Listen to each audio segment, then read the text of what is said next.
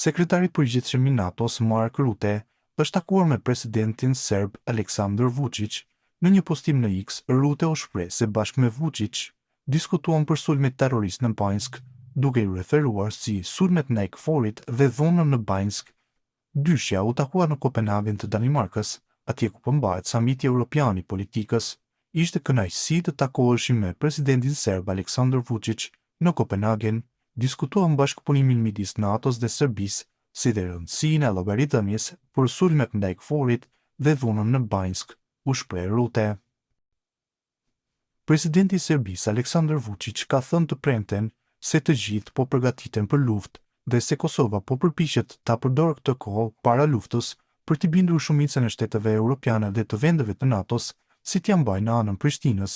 Vučić i bëri këto komente pasi u pyet nga një gazetë për thirrjen e presidentes së Kosovës Vjosa Osmani që Europa t'i parandaloj taktikat agresive dhe destabilizuese të Serbisë ndaj fëmijëve të saj. Duke folur për samitin e Komunitetit Politik Evropian në Kopenhagen, Vučić tha se bota do të bëjë gjithnjë më vështirë dhe ai mendon se po shkojmë drejt një konflikti të madh. E dim tashmë se do të ketë luftë dhe do të ketë, po ju a them unë sepse e shoh çfarë po ndodh dhe si po përgatiten të gjithë. Askush nuk po përgatitet për bisedime, ata thjesht po shikojnë se kush do të jetë në anën e kujt, ata po gërmojnë llogoret e tyre dhe po e presin fillimin, tha Vučić. Më tej, ai tha se nuk dha asnjë provë për t'i mbështetur pretendimet e tij se do të ketë luftë. Ai shtoi se Serbia do të bëjë çmos për të mos marrë pjesë në atë luftë.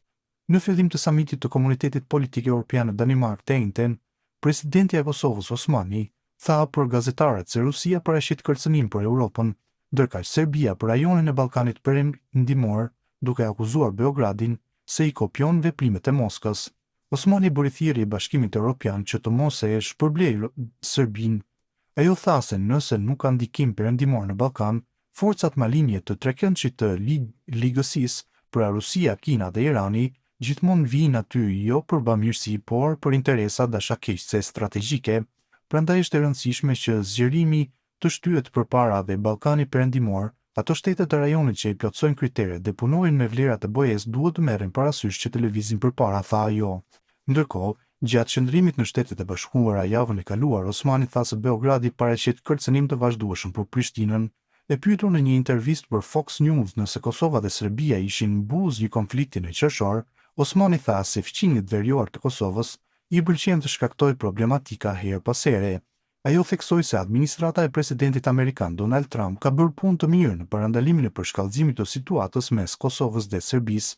Muajt e fundit, presidenti Trump disa herë ka deklaruar se ka parandaluar një përshkallëzim mes Kosovës dhe Serbisë.